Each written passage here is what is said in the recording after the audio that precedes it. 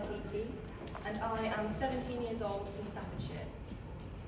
When I was 13, at the start of Year 8, I started to get a sore knee. I was playing football twice a week. I was in the school cross-country team, I was in the school netball team and swimming teams. So I just assumed it was a sporting injury, or maybe even growing pains. A couple of months passed and Christmas had come and gone, and it just wasn't getting any better. In fact, it was getting worse. A football match in early February saw me in so much pain that my coach had to swap me with the goalkeeper so I didn't have to run around.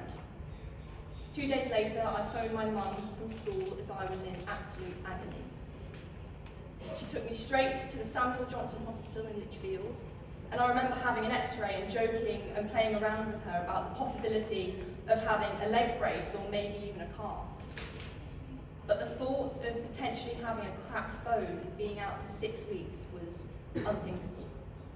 We were using humour to diffuse what was becoming a really scary situation. Then I remember being called back into the consultation room, and there was a new nurse, an older, more senior-looking woman. She looked at me and she said, "The X-ray is not normal." I remember hearing the words lesion and tibia and MRI tomorrow at Queen's. We definitely weren't laughing anymore. The next day, I was diagnosed with osteosarcoma, a rare bone cancer. From that moment, my world just imploded. I was admitted into Birmingham Children's Hospital, where I had 1.5 years of the world's strongest chemotherapy. I lost my hair, I almost died of sepsis, I had 2 lung surgeries, and I lost my leg. But the reason I'm here talking about this today is because I also lost all of my schooling. I was so poorly that there was no way I could complete any education at all. I left school in Year 8 and returned, minus 1 leg, in Year 10, suddenly faced with my GCSEs, all while still having CT scans and MRIs every 3 months and constant prosthetic appointments. I panicked. But fast forward to last summer, and I actually ended up getting all 9s and 1 8 in my GCSEs.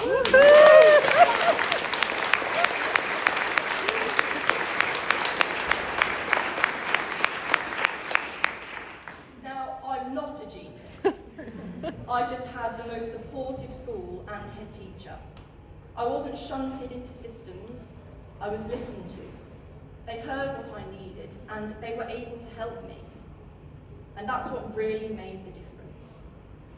I wasn't suddenly told that I was SEND, because I didn't really have special needs. I just had additional needs and a unique background which required some additional and unique systems in place to support me.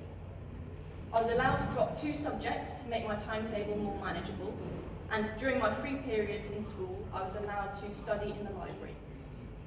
I had a corridor pass, which meant I could leave lessons 5 minutes early, so I didn't get knocked about in the corridor with my leg. I was allowed to sit in the safe space at lunch with my friends, which is also in the library. And I didn't have to go to assemblies in the hall, because there were way too many steps up to the theatre.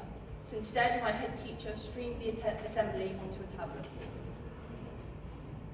I had started playing amputee football, and in the November of Year 11, I was given a chance to go to the World Cup in Colombia to represent England.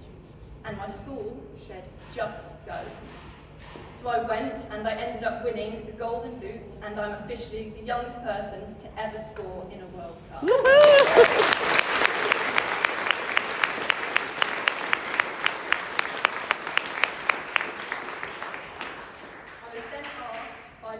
Snow Sports UK if I wanted to relearn to ski. The trip was in term time, but again, my school said, just go. And I've had various acting and modelling opportunities which my school has wholeheartedly supported.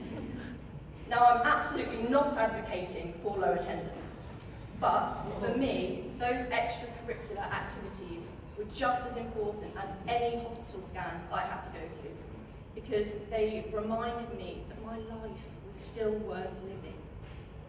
So I received really rounded support from my school because they knew my story and understood me as an individual.